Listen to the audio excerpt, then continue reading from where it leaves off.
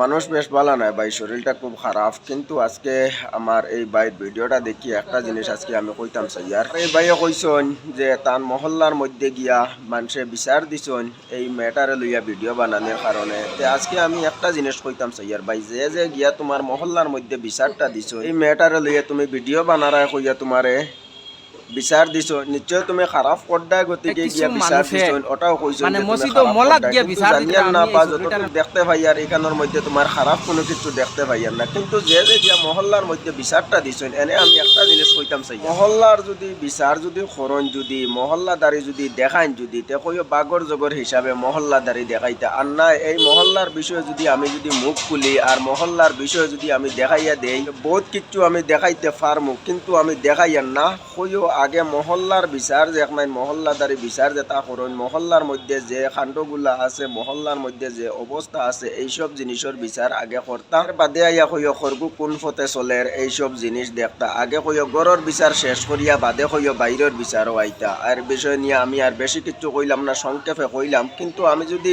মহল্লার বিষয়ে যদি মুখ খুলি ভাই, বহুত কিচ্ছু কইতে পারমু। আমারে মুখ খুলানি লুয়াইতা না কইও যে বা জান গিয়া তোমার বিচারটা দিছন, জানিয়ান না খরগে বিচারটা দিছন, কিন্তু তোমার ভিডিওর মাধ্যমে ভাইয়া আমি আজকে তোমার এই জিনিসের রিপ্লাইটা দিলাম। মহল্লার দাড়ি দেখাইলে কইও বাগর জগর হিসাবে মহল্লা দাড়ি দেখাইতা।